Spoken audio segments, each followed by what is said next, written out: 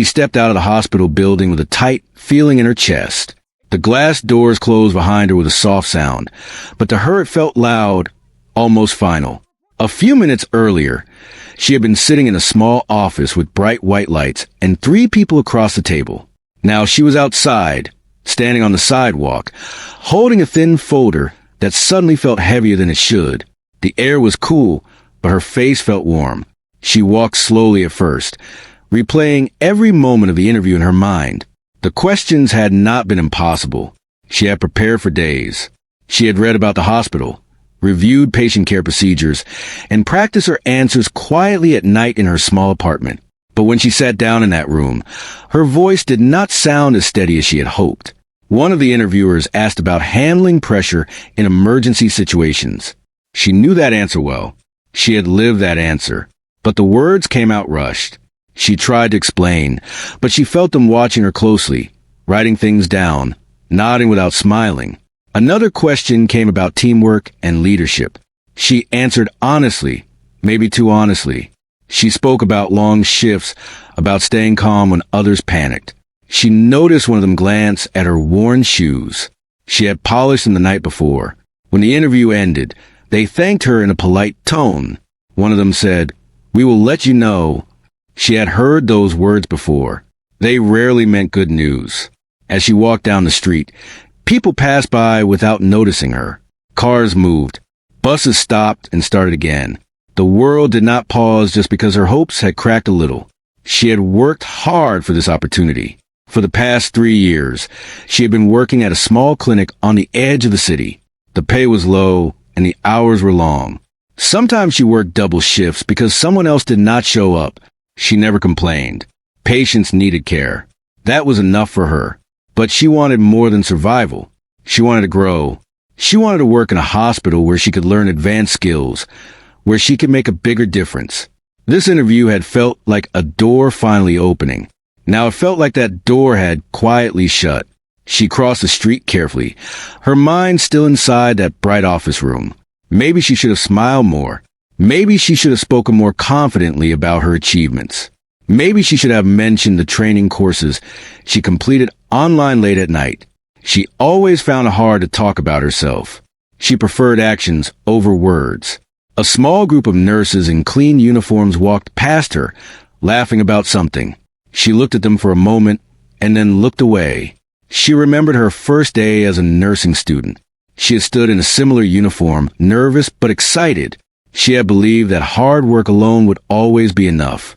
Reality had been more complicated. During her training years, she worked part-time jobs to pay her fees. She would attend classes in the morning, work in the evening, and study after midnight.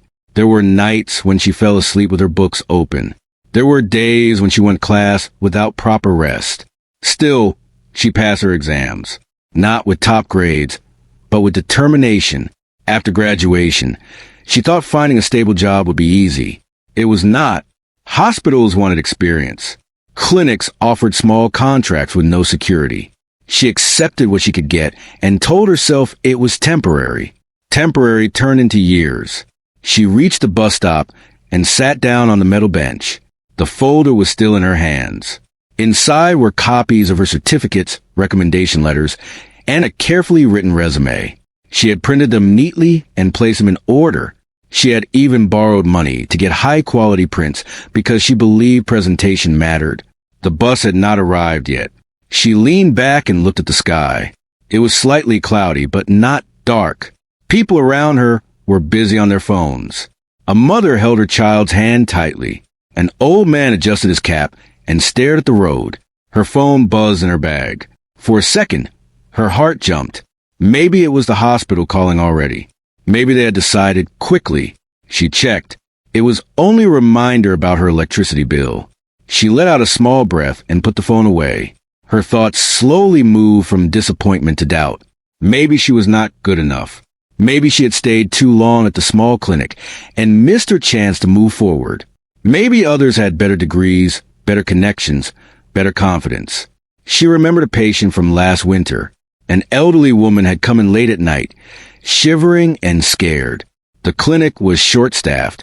She had stayed by the woman's side for hours, checking her temperature, adjusting blankets, speaking gently so she would not feel alone. The next morning, the woman held her hand and said, "You care like it matters." It did matter. But did that matter in interviews? The bus finally arrived with a loud sound. She stood up and stepped inside. It was crowded. She found a place near the window and held onto the rail as the bus moved. The city outside looked the same as always. Small shops, street vendors, children in school uniforms walking home. Life continued. She thought about calling someone talk. But who? She did not like sharing her struggles. Her family believed she was strong. They believed she would succeed no matter what. She did not want to worry them. She rested her forehead lightly against the window. The glass was cool. She closed her eyes for a moment. In her mind, she saw the interview room again.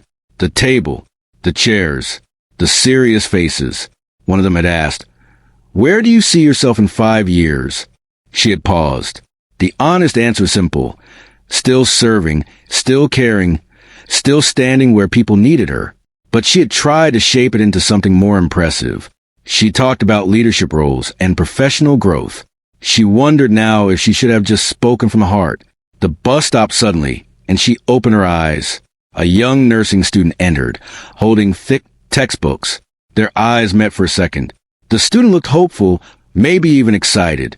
She recognized that look. She had once carried it too. She gave a small, encouraging smile. As the bus moved again, she thought about how tired she felt.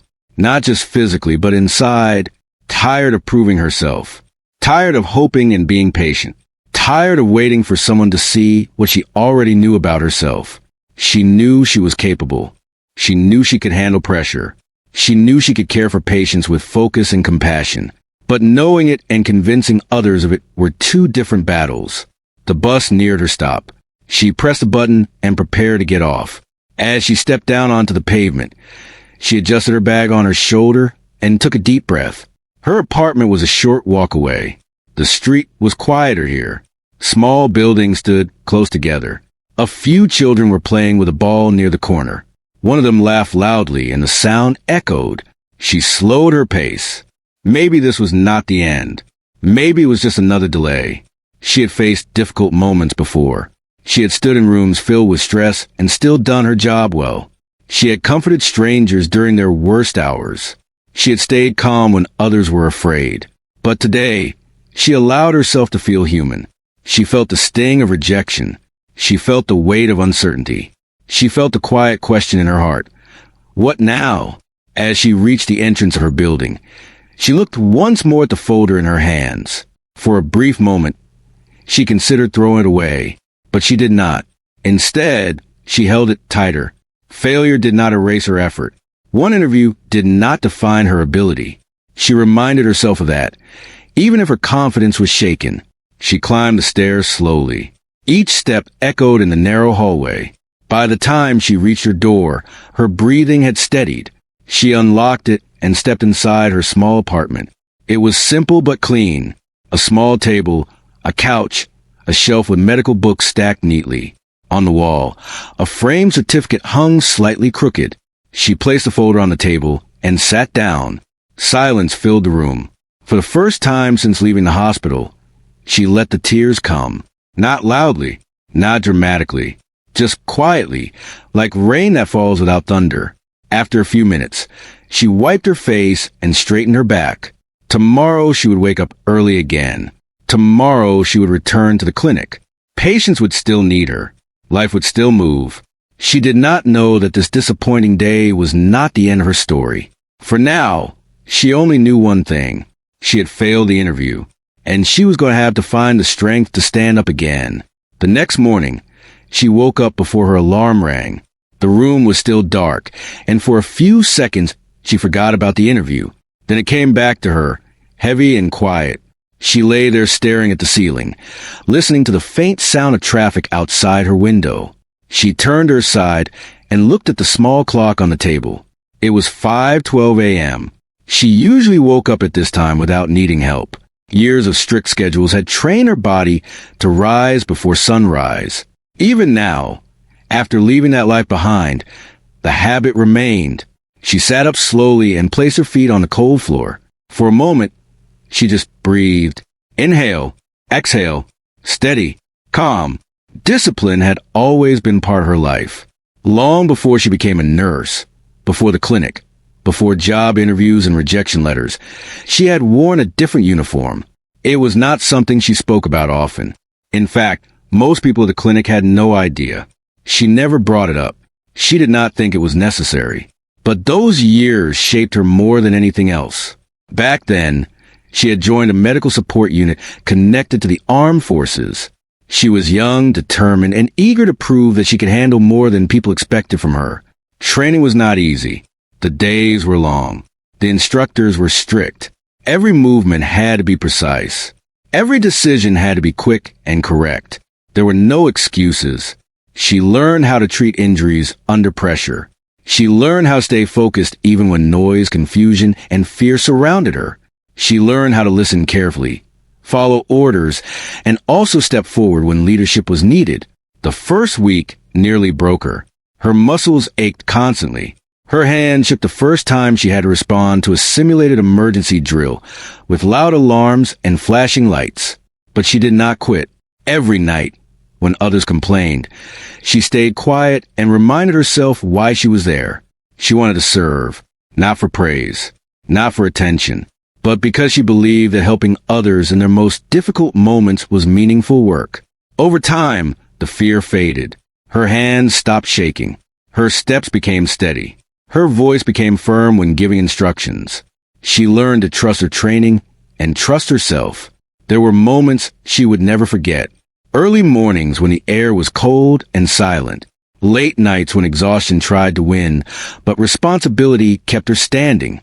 She saw people at their weakest. She also saw strength she never thought possible.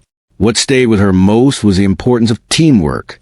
In that world, no one worked alone. Every action depended on someone else doing their part. If one person failed, everyone felt it. That understanding built a quiet bond among them. They did not always talk about their feelings, but they respected each other deeply. When her time there ended, she left without celebration. Life at home needed her attention. A family member had fallen ill, and she chose to return. Some people questioned her decision. They said she was giving up something strong and honorable. She did not see it that way.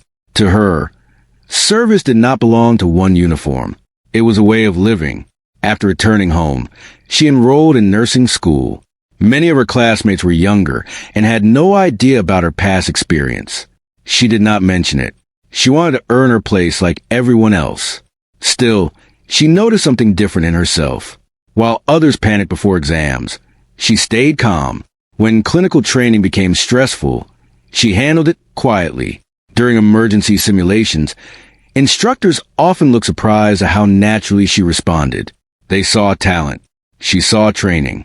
There were times when classmates gathered to share stories about why they chose nursing. Some talked about family inspiration. Others mentioned stable income or job security. When it was her turn, she simply said, "I want to help where it matters." It was the truth, but it was not the whole story. Even now, years later, traces of that earlier life remained in small habits. She folded her clothes neatly. She kept her shoes clean, even when worn out. She planned her week carefully, writing tasks in a small notebook. She rarely arrived late. At the clinic, people noticed her reliability. If there was a difficult patient, they called her. If equipment failed or schedules changed suddenly, she adapted without complaint. Her supervisor once told her, "You handle pressure better than most." She had only nodded. Pressure did not scare her. What scared her was being overlooked. Back at her apartment, she stood up and walked to the kitchen. She prepared simple tea and leaned against the counter. The steam rose slowly into the air. She thought about the interview again, but this time her thoughts felt different. Yesterday, she had only seen her nervous answers and small mistakes. Now she remembered something else. She remembered that she had survived much harder rooms than that office. She had stood in places where decisions truly mattered. She had been trusted with responsibilities that required focus and courage. She had proven herself before. The interview panel did not know any of this. Not because she was hiding it with shame, but because she had never believed it needed to be displayed. She preferred to let her work speak quietly. After finishing her tea, she got ready for her shift at the clinic. She tied her hair neatly and put on her uniform. It was simple and slightly faded, but clean. She looked at herself in the mirror. For a second, she imagined wearing the hospital badge she had hoped for. The image faded quickly, but it did not hurt as sharply as yesterday. She stepped outside and began walking toward the bus stop again. The morning air felt fresh. People were starting their day. A shop owner lifted his shutters. A child hurried past with a backpack that looked too big for his small shoulders. As she waited for the bus, she thought about how life rarely follows straight lines. Her path had already changed many times. From disciplined training grounds to hospital classrooms. From structured routines to uncertain contracts. Each stage had taught her something. The bus arrived, and she found a seat near the back. She watched the city move around her, and allowed herself a small moment of pride. No matter what happened with that interview, she had not lived a weak life. She had chosen responsibility when it was difficult. She had chosen care over comfort. She had chosen service without asking for recognition. When the bus stopped near the clinic, she stood up and adjusted her bag. As she stepped down onto the pavement, she felt a familiar sense of readiness. Work awaited her. Inside the clinic, the smell of disinfectant and quiet conversations greeted her. A patient sat in the waiting area, holding his arm. Another was speaking softly with the receptionist. Her shift had begun. She tied her mask securely and moved forward. For the next several hours, she worked with steady focus. She checked vital signs, reassured anxious families, organized supplies, and assisted where needed. At one point, a sudden situation required quick action. Others looked around uncertainly, but she stepped in calmly, giving clear instructions. The situation stabilized. One of her co-workers looked at her with relief and said, "I don't know how you stay so calm." She only gave a small smile. It was not magic. It was experience. As the day moved on, she realized something quietly powerful. The interview panel might have seen a nervous candidate, but the clinic saw a dependable nurse. And she knew the truth about herself. By the end of her shift, exhaustion returned, but it felt different from the night before. It was honest fatigue, earned through work that mattered. As she prepared to leave, she paused near the doorway. For a brief second, a memory from her earlier years returned clearly. A commanding voice once telling her, "Stand tall, no matter the outcome." She straightened her back without thinking. Life had tested her before. It would test her again. But she had been shaped by discipline, guided by service, and strengthened by quiet endurance. And even if the world did not always recognize it, those qualities were still there, steady and unshaken. The next day, she decided to leave the clinic early. She had a few errands to run before heading home, and the city streets were busy with the hum of life. The air was warmer than yesterday, and the sunlight reflected off car windows, making the sidewalks almost too bright to look at directly. She walked briskly, holding her bag close, her thoughts still lingering on the previous interview and her life's many paths. Her phone buzzed in her pocket. Normally, it would be a simple message in the clinic or a notification she could ignore. But this time, the vibration felt different, stronger, insistent. She took it out and saw the caller ID. At first, she did not recognize the number. It was not listed in her contacts. A small curiosity tugged at her, mixed with subtle unease. She answered carefully, saying, "Hello?" The voice on the other end was firm, calm, and unmistakably authoritative. "Nightingale," the voice said. That word hit her like a cold splash of water. She froze. Nightingale was not a nickname, not a code used among friends. It was her old call sign from years ago, back in her military medical unit. Only a handful of people had ever known it.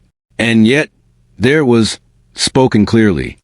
This is she," she said cautiously, her voice a whispered disbelief. "Good. Stand where you are. Don't move," the voice instructed. It was calm but carried weight, a tone that left no room for argument. "This is General Hunter. We need to talk." Her legs felt weak, though she was standing. The busy city faded around her. She barely noticed the people passing, the sound of traffic, the shouts of street vendors. The words she had not heard in years pulled her back into a life she thought she had left behind. "General Hunter?" she asked, voice shaky. The world seemed to narrow, leaving only her and this voice. "Yes, I am calling regarding something urgent. I will explain when we meet. For now, listen carefully and follow instructions. You are not alone." She nodded, though she knew he could not see her. The phone felt heavier in her hand. She gripped it tightly and followed the instructions without thinking too much. The sudden calm that usually came with routines in her nursing work was absent. Instead, a quiet tension filled her chest. As she walked toward a quieter street corner, she replayed the voice in her mind. It was the same voice that had once commanded respect during late-night drills and emergency simulations. It was a voice that saved lives with clarity and decisiveness. It was not just a voice of authority. It was a voice of understanding. She had never expected to hear it again. Not like this. Not calling her in the middle of a normal day, as if the past had decided to step forward unannounced. The general continued speaking, explaining that there had been developments related to her previous service. He did not go into full detail over the phone. Instead, he emphasized the importance of her presence at a secure location. He reminded her of protocols of safety and of trust. Every instruction was precise, leaving no room for error, but also conveying reassurance. She found herself following every word without hesitation. The city around her moved on. Cars honked, people chattered, a delivery person rushed past. Yet she felt disconnected from it all. Her mind replayed scenes from years ago, the long nights of field exercises, the emergency drills, the quiet camaraderie among her team. Those memories had faded into routine nostalgia, but now they returned with vivid clarity, filling her with a strange mixture of pride, fear, and anticipation. She reached the designated meeting point, a small, unremarkable cafe near the edge of the city. The general had instructed her to wait inside, in a corner booth. She entered quietly, avoiding eye contact with the few patrons already there. Her uniform from the clinic felt oddly comforting now, a symbol of continuity in a life that had suddenly shifted. She sat down, folding her hands in her lap. Time moved slowly. Every tick of the clock on the wall seemed to echo in her mind. She could feel her heart beating faster, but she reminded herself to breathe. Inhale, exhale, inhale, exhale. Discipline, she thought. She had practiced it for years.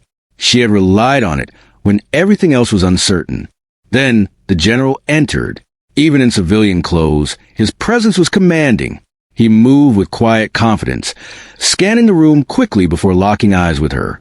He nodded once, an almost imperceptible gesture, but it carried recognition and respect.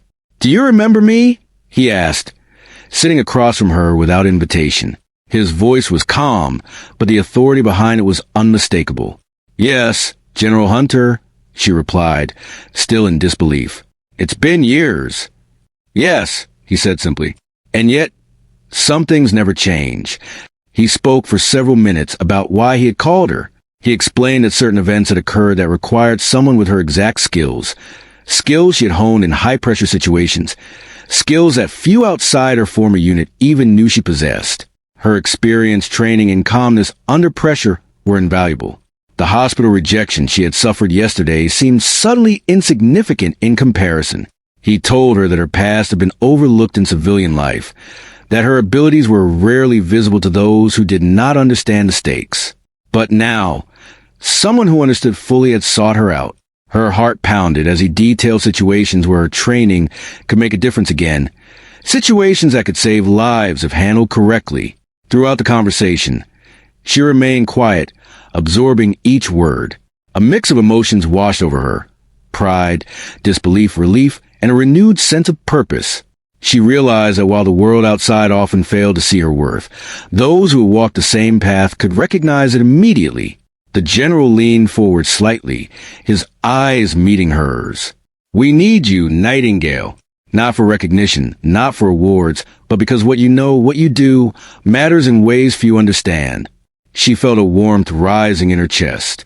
Years of doubt, years of quiet struggle, years of wondering if she was enough. all seemed to be answered in this one moment.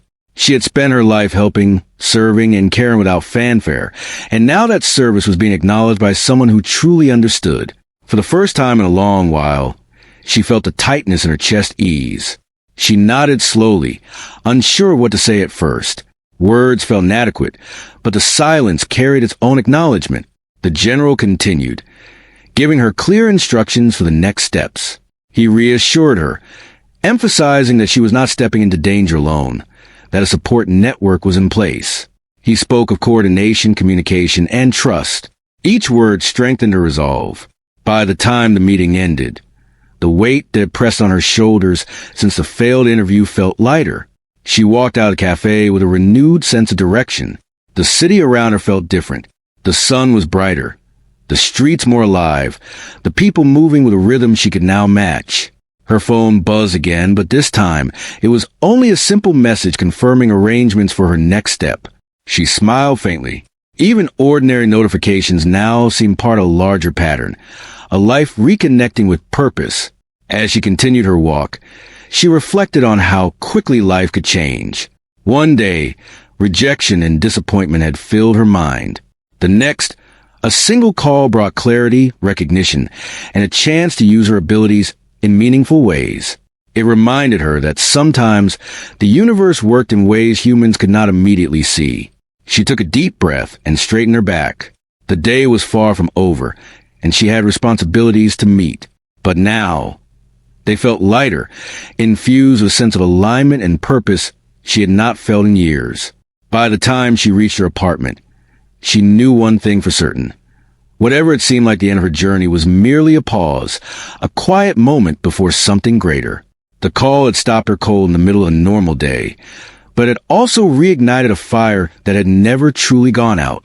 She was ready for what came next, ready to step into the life she had always been trained to lead, even when no one else had noticed. A few days later, she found herself in a quiet, secure office with a Marine general seated across from her. The room was simple, almost bare, with only a few chairs, a small table, and soft lighting. It was not intimidating, but it carried a sense of importance that demanded attention. She sat with her hands folded, waiting for him to speak. The general looked at her with calm intensity. He did not start with pleasantries. Instead, he began to speak about her past service. He described situations she had faced years ago, emergencies, field operations, life and death moments where her actions had saved lives. At first, she listened quietly, almost in disbelief. These were memories she had not thought about in years. They had been part of her life, but not part of the world she walked in now. "You saved lives that day," he said, pointing to a document on the table. "Not once, but repeatedly. Your work was precise, calm, and effective even when everything around you was chaos. Yet, in the civilian world, few knew about it. Many didn't understand the value of what you had done." She blinked, unsure how to respond. Years of living quietly, of serving without recognition, had built a habit of humility. She had never expected thanks, let alone acknowledgement from someone outside her immediate team. The general continued. He explained that her recent interview rejection had nothing to do with her ability or skill. It was a matter of perception. The people on the panel had no insight into the depth of her experience, the calmness she carried under pressure, or the subtle skills honed through years of disciplined service.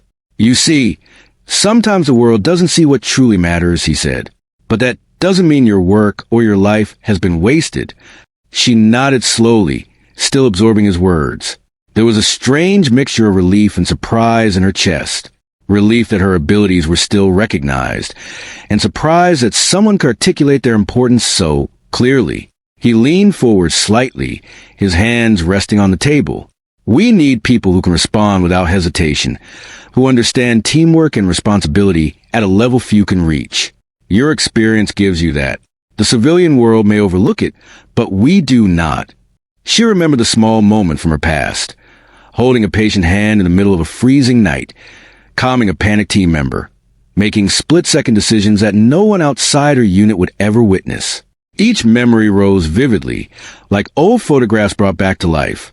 Her mind drifted back to the clinic, to the quiet work she had done there, checking vital signs, organizing supplies, comforting patients. It was familiar, safe, and meaningful work, but it had never been noticed on the scale the general described. And yet, now she realized that what she had done mattered far beyond the walls of any clinic. The general explained that her past actions had been documented in reports that few people read. She had been recognized internally within the unit, but it had never crossed into civilian recognition. Her dedication, her courage, her calmness, they were qualities that the world often overlooked until a situation demanded them. "You have a rare ability," he said softly. "Not everyone can do what you do, not under stress, not repeatedly, not with the same consistency. That is why I called you. That is why you are here." She felt tears rise, but she blinked them back. It was not shame or sadness.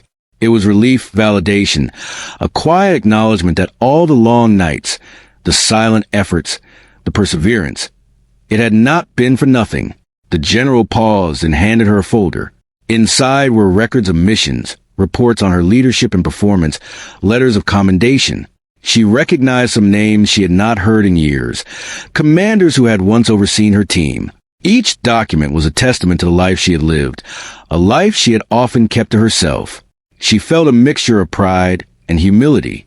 Pride in what she had accomplished, humility in the realization that the world rarely noticed such acts.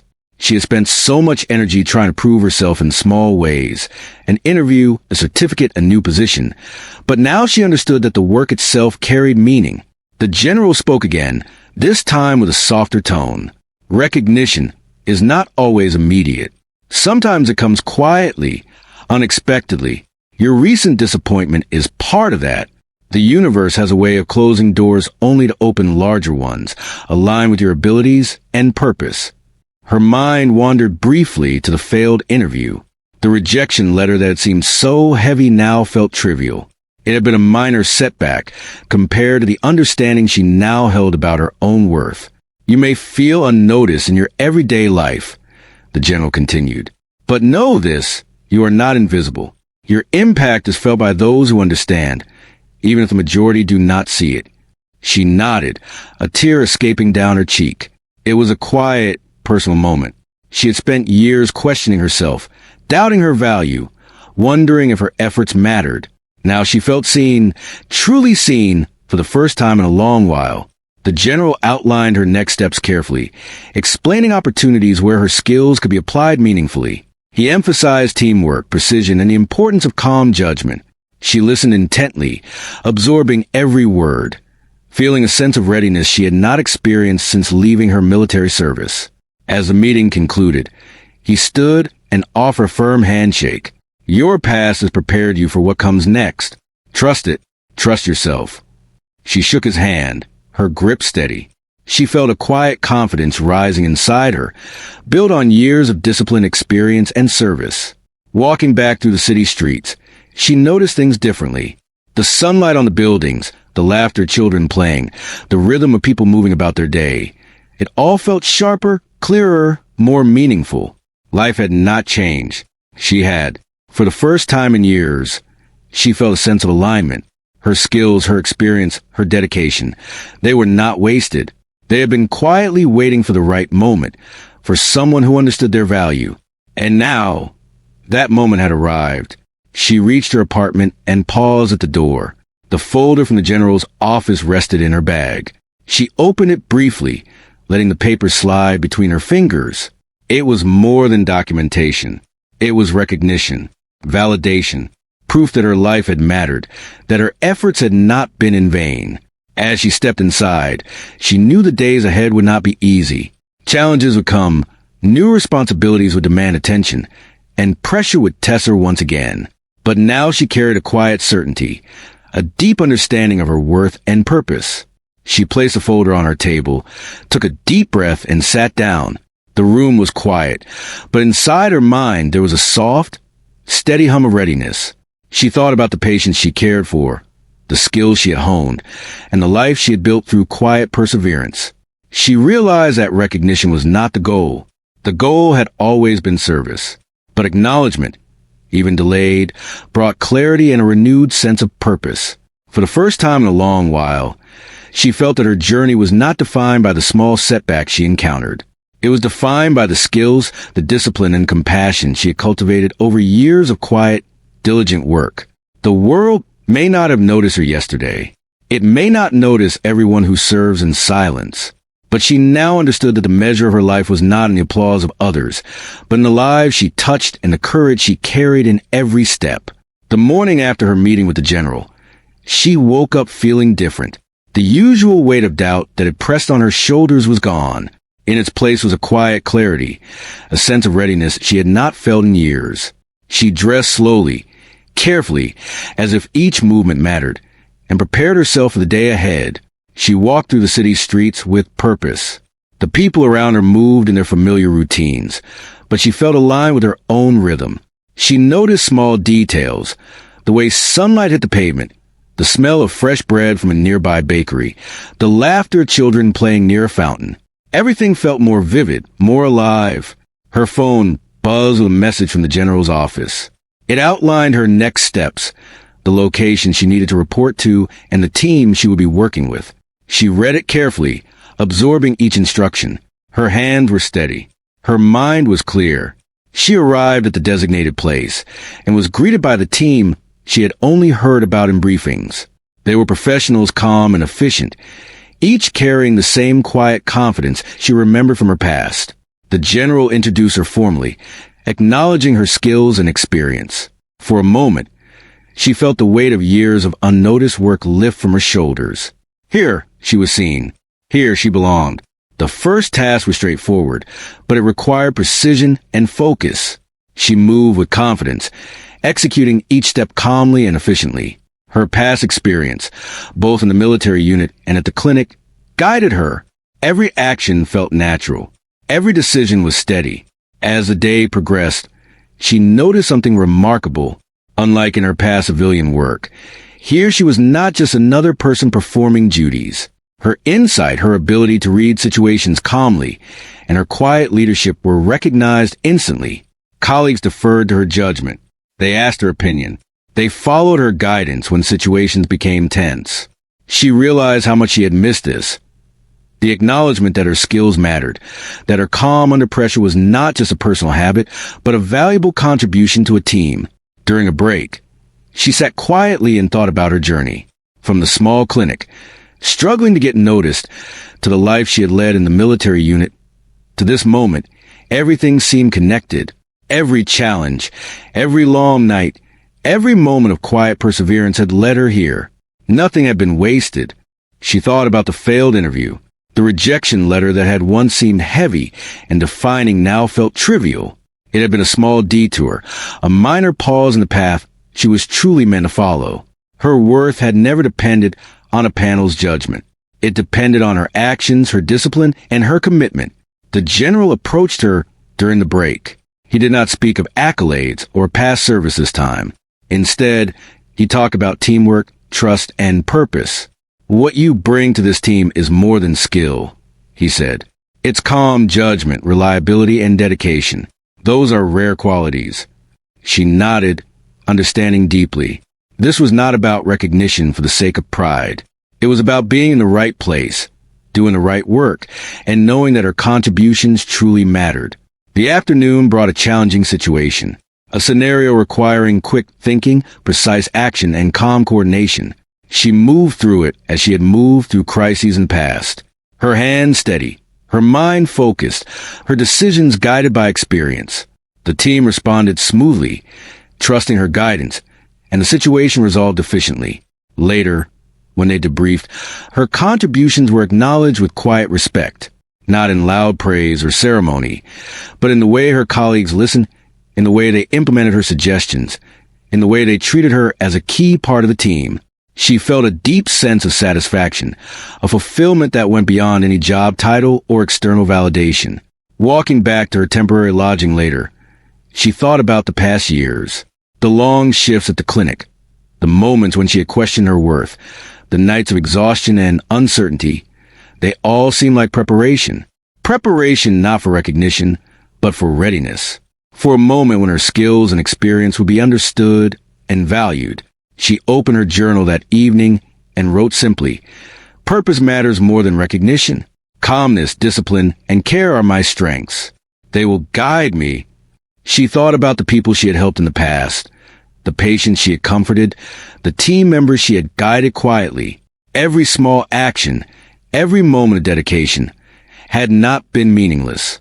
It had built her, shaped her, prepared her for a path she had not yet fully seen. Days turned into weeks, and she settled into the rhythm of this new work.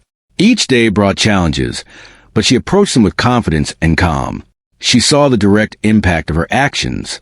She realized that her life had meaning not because others had acknowledged it before, but because she had lived it with dedication and care. She began to see a pattern. The failures, the doubts, the setbacks, they had not defined her. They had prepared her. They had tested her endurance, refined her judgment, and strengthened her resolve. The universe had closed doors not to punish her, but to guide her toward the right opportunities. She received messages from her old colleagues at the clinic, inquiring about her work and congratulating her quietly. She smiled, realizing that recognition, when it came, felt different when earned through sustained effort and meaningful action. At night, she often sat by the window, looking at the city lights. The noise, the movement, the life below, it all felt connected now, part of a larger rhythm that she had always been a part of, even when unnoticed. She felt a quiet victory, not in awards or fame, but in understanding her true value and purpose. She no longer feared rejection. The failed interview was a small moment, a fleeting setback, a lesson in patience and persistence. Her confidence now came from knowing her worth, her skills, and her ability to contribute meaningfully. One evening, as she prepared for another demanding assignment, she paused and reflected. She had learned that life's true victories are quiet. They are felt in the steady heartbeat of work done well, in the calm that guides others, in the silent impact that touches lives. She had found her purpose, and it was real, tangible, and deeply fulfilling. As she stepped into the next day, ready to face challenges, guide her team, and help those in need, she felt a sense of completeness. Not because the world had acknowledged her before, but because she had finally recognized her own strength and the path she was meant to walk.